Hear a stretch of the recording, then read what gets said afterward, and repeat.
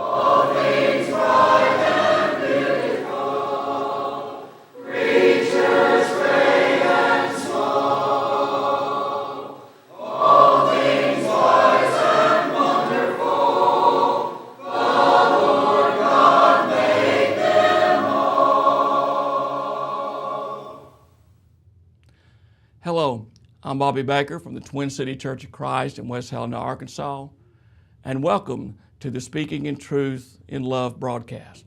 So thankful you have turned in today, and we hope that the lesson we will give will help you to reflect in some way in your life that you will see you need to be closer to God. I'm going to just state a simple point, that is, sometimes we say, not when I'm in a boat. And what I mean by that, when things in our life are going kind of chaotic around us, then we say, well, not in my boat. I have heard many people say over the years when it comes to surgery, they'll make a statement similar that surgery can be minor if it is on you. But whatever surgery is happening to me, then it is major. And that is so true in life when we look at so many other things. I believe that reflects a perspective in our life when we look around us and say, well, if it's happening to me, it's nothing less than major. We will say to someone else's problem that no matter what it may be, that is a minor problem. But then if that same kind of problem is happening in our life, then we'll say it is a major problem. We will say to someone else's crisis that it is a manageable crisis. But when that same crisis is happening in our life, then we tend to say, you know, that's not so manageable anymore. You're just not suffering the way I was. And we will say that someone else's difficult situation to have a simple solution, oh, that's simple. It'll work out. Just be patient. But then when that same situation is in our life, no, we don't want to be patient, and we certainly don't want to think it is simple. It is a major thing going on in our life. Now, nowhere do we reflect this common perspective more than in our faith in Jesus Christ and His ability to help people. Let me say it this way. Quickly and very emphatically, we will tell someone else something along this line. Jesus Christ can help you with whatever problem or trial you are going through. And there is simply nothing that Jesus cannot do for you. We encourage people to turn to Jesus in prayer. We encourage people to lay their burdens upon Him, and then therefore everything will be okay. Then we will encourage, even insist, that that person places his or her life within the power of Jesus Christ. Yet, when we are struggling and someone comes to us and say, listen, friend, you need to turn to Jesus. You need to pray and you need to let God help you with this. Then sometimes it's just not that simple. We will say, well, I don't know if God can help me. I don't think God can help me with this problem, we will say. Sometimes we even get a little insulted when the person says, turn it over to Jesus. Sometimes we are offended by that encouragement, and it's sad. So in the 3rd chapter of the Gospel of Luke, we are introduced to the beginning ministry of Jesus Christ in Palestine. Jesus was baptized in the Jordan River, we know, by John. And immediately after his baptism, he spent some time in the wilderness. We know that there he was tempted of Satan in Luke chapter 3, verses 1 through 13. And we are told that Jesus returned to Galilee from his wilderness experience in Luke 4 and verse 14, where it is said, he returned in the power or with the power of the Spirit. When we look at that occasion, we know that the news about Jesus and what he was teaching and doing literally exploded in that part of the world. They were very excited about what Jesus was doing. People were coming to Jesus to be healed. People were coming to Jesus to hear this man teach as one who had authority. And Jesus demonstrated by the power of the Holy Spirit that he had come from God, that God was with him in all that he was doing. And as he taught and proved his word with the miracles which he did, his fame spread throughout Galilee. Now Jesus' personal life, as we might think, people zoomed in on him. We would say his popularity went off the charts in our day and time. But the Gospel of Luke immediately stresses Jesus' teaching ministry. In Luke 4 and in verse 15, there it tells us, and he taught in their synagogues, being glorified by all. Among those synagogues was the synagogue of Nazareth, and there we know that was his hometown in Luke 4, verses 16 through 30. And the lessons that he taught in his home congregation enraged many of them who attended, which included many people who knew him from when he was a little boy. And they were expecting some great thing out of Jesus. They had heard things. And so they thought, here is our home boy. We want to see something great out of him. They, in essence, were saying, show us something great. And so they did not like that. And they were so upset at what he taught that they were so emotionally moved for a moment that they were even determined to kill him. A mob took him to a cliff nearby, but he passed through the mob and went on his way. Now he went to the city of Capernaum from there, and he began to teach in their synagogue on Saturday, as Luke 4, verses 31 through 37 tells us. The people present were amazed at his lessons and at his teaching style, as we are with a number of people. We may like a certain person because we like the way he teaches, or we like the way he preaches, or the things and the way he says them. So we want to go and hear them. And on that one Saturday, a demon-possessed man was in attendance. And when he heard and saw Jesus, the demon began to shout at Jesus in Luke 4 and verse 34, saying, "Let us alone," he said. "What have we to do with you, Jesus of Nazareth? Did you come to destroy us? I know who you are, the Holy One of God." So on this occasion, the people saw one who was possessed by demons and therefore realized that Jesus had the power to cast out demons. The demons even recognized who he was, the Holy One of God. Jesus rebuked, we know, that spirit and ordered them to leave the man. The man was not hurt. And so the people were astonished again at his teaching. And shortly after this, Jesus healed Peter's mother-in-law of a high fever in Luke 4 and in verse 38. We know on that occasion that he went to that home, and as they were there and he healed her, that she immediately got up and she began to serve them on that occasion.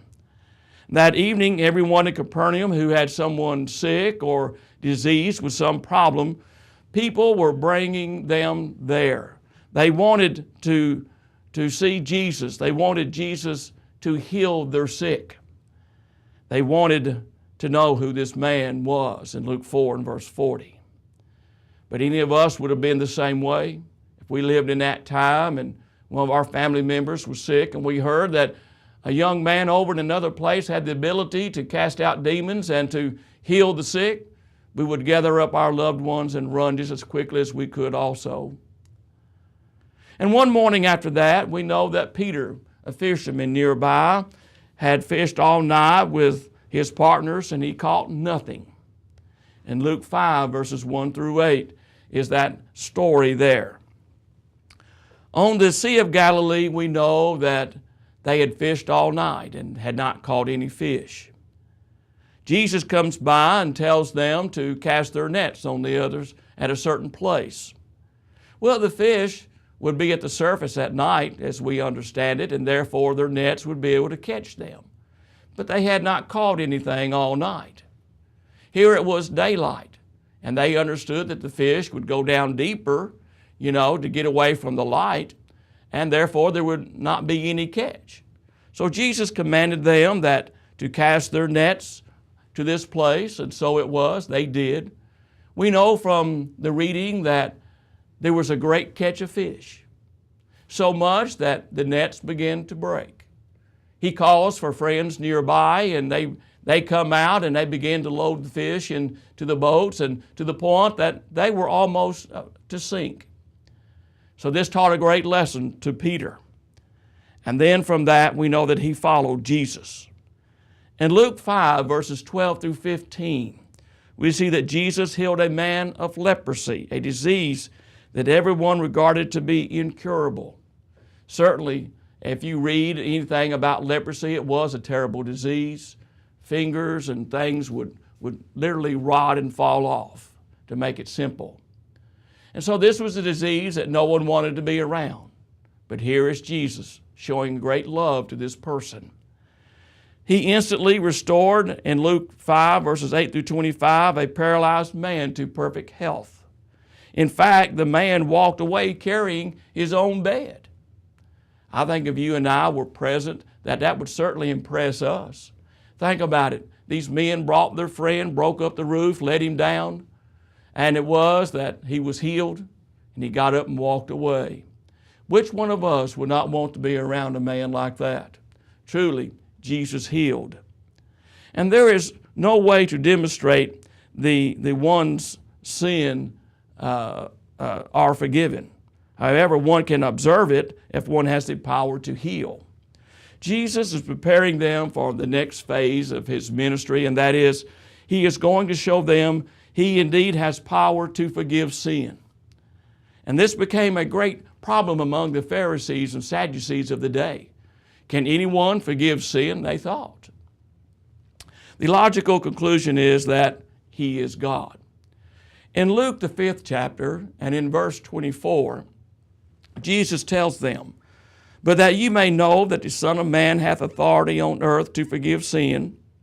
And he said this to the paralyzed man, to the palsied person, "And I say unto thee, arise and take up thy couch and go into thy house." So therefore, on this occasion, look at what he was able to do. Forgive the sin and heal the disease. How could anybody not say, this is the Son of God? We know as we read more of the Gospels that many followed him and says, truly, this is the Son of God. Man cannot forgive sin, nor can man heal the paralyzed man, but God did. All of us wished we had the ability to help some friend that struggles with some physical ability, that if healing was possible, we would certainly take it to them. All of us know some person that is in a wheelchair or on crutches or is confined to a bed somewhere. If we could, we would take them to Jesus to be healed. Jesus is now giving proof that he has the power to forgive sin.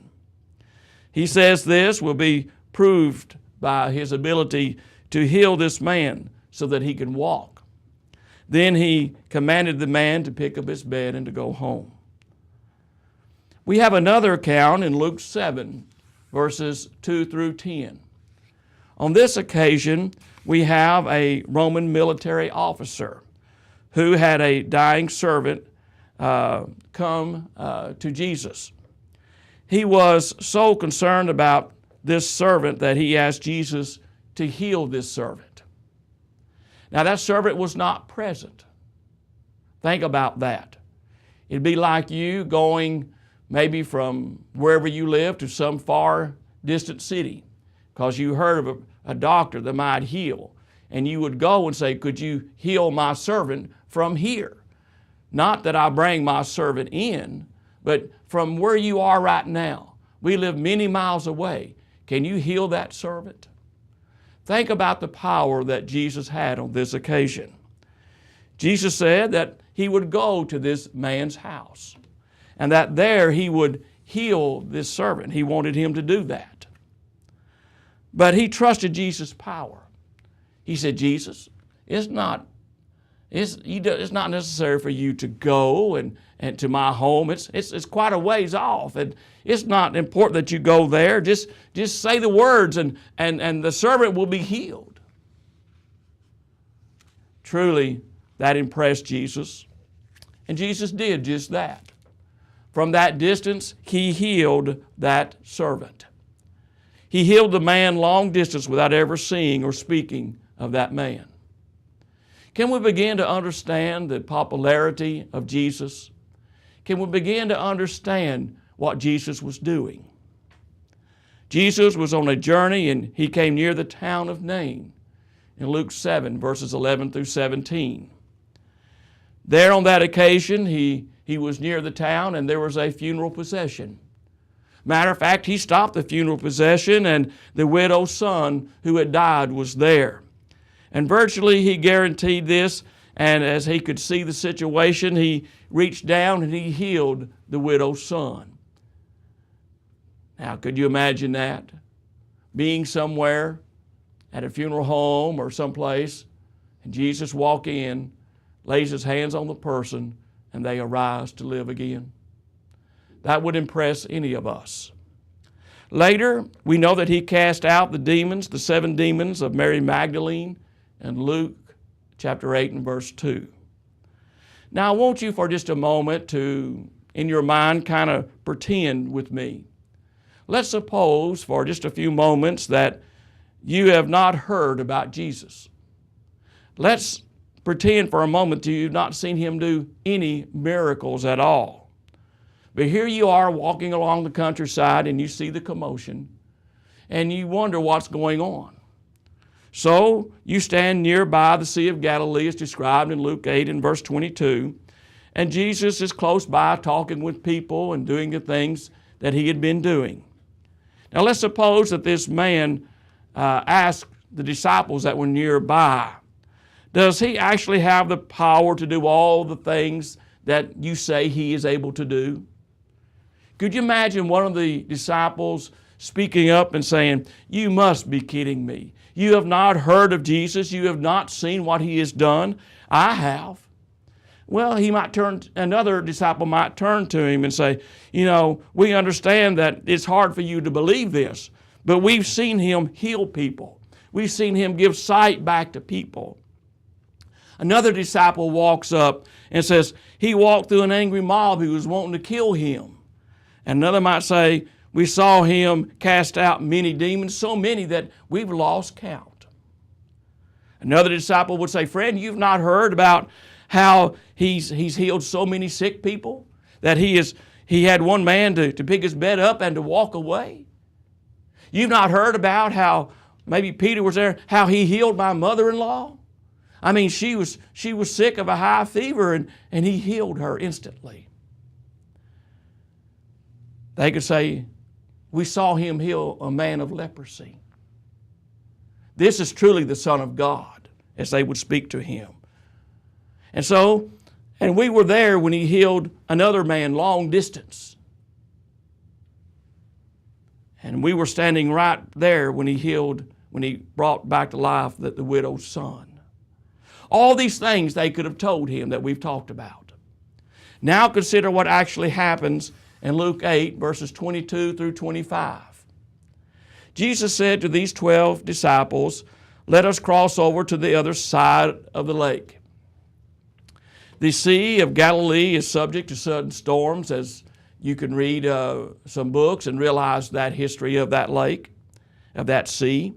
And the storm is called a seismos, which is the Greek word where we get earthquake, which we read of in Matthew 27, verse 54, and Matthew 28 and verse 2. In other words, it would shake things. It was so powerful.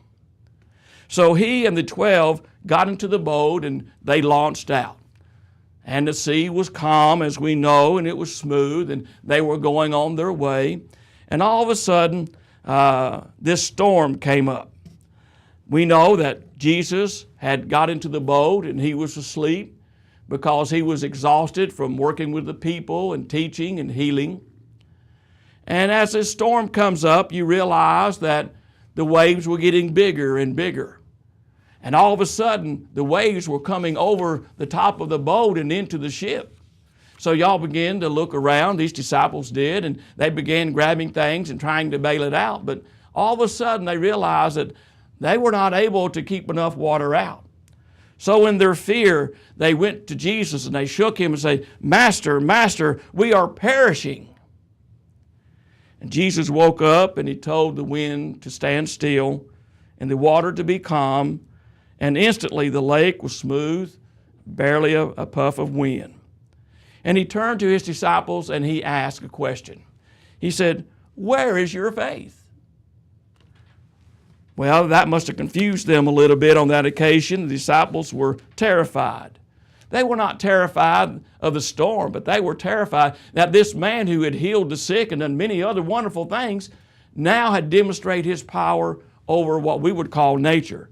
The wind and the storm that had come up. Why? Why were they suddenly afraid of Jesus? Have you ever thought of that? Why were they amazed at his stilling the storm? With all of the ways that they had witnessed the power of Jesus and all that he had done, why were they now in question of what Jesus had done, saying to themselves, "Who can this man be? For he commands even the winds and the water, and they obey him." Why? Because now what was happening was in their life. Everything else they'd observed was in somebody else's life. Now this storm had come into their life. They had seen the casting out of the demons, the sick and the paralytic, and all of those things done. They were all, as I said, someone else's problem. On this occasion, they were merely spectators. Now the storm is in their life. They had total confidence in Jesus' ability to take care of everyone else. But now that the storm was in their life, they're asking, can Jesus take care of this storm in our life? Remember earlier I said oftentimes we say to another person, Jesus can do it. But then when it comes into our life, we say, well, I don't know. This is what was happening here. The storm is now in their life. They were saying, I am afraid that many of us are just like, I think we're just like those 12 sometime. We are really having family problems right now, we might say. And we say, Jesus can help you. He really can. Please let him. I have really made a mess out of my life, and we'll tell them, Jesus can help you. There's this crisis in your life. Turn it over to Jesus, and everything will be fine. Then we have those same problems. We find ourselves in the same difficulties, the same mess, and someone comes to us and says, listen, Jesus can help you. And we're kind of like those disciples in the boat. Not when it's in my boat. And sometimes we become afraid, just like those disciples, wondering, can Jesus really help me? And then when he does, are we grateful or do we question the things about Jesus? I want you to focus on two lessons that come from inside the boat. And that is simply this. Lesson number one, you cannot sink a boat that has Jesus in it. And to simply put it this way, you cannot sink a life that has Jesus in it. You cannot sink a congregation that has Jesus in it. The second lesson I want us to remember is Jesus stills storms, but Jesus does not bail out the boat. See, sometimes when Jesus does something in our life, or we ask Him to, we expect Him to bail out the boat. We expect Him to take all the problems that are associated with it and just move it out of the way automatically. Jesus stilled the storm, but the disciples had to finish bailing out the boat. When Jesus stilled that storm, we need to understand that it says nothing about Him bailing out the water out of the boat. He calmed the storm in the life of His disciples on that occasion. Jesus in charge of storm control, yes. The disciples are in charge of bailing out the boat. When the disciples experienced the direct benefits of Jesus' power on this occasion, the face of certain tragedy, in fear and awe, they asked, "Who is this man?" When you face a crisis in your life, do not turn aside to any other thing but Jesus. And when Jesus works the things in your life and they work out, don't expect Him to take as it is and bail out your boat. He can still the storm, but we still must deal with the things that are behind. Each one of us needs to learn to turn to Jesus.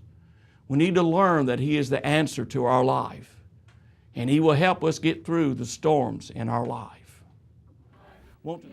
If you have a Bible question, would like to receive a free Bible correspondence course, would like a copy of 2 free books, Why I'm a Member of the Church of Christ, and Basic Bible Lessons, please contact the Nettleton Church of Christ. Speaking the Truth in Love can be viewed online. Speaking the Truth in Love is brought to you by these area churches of Christ.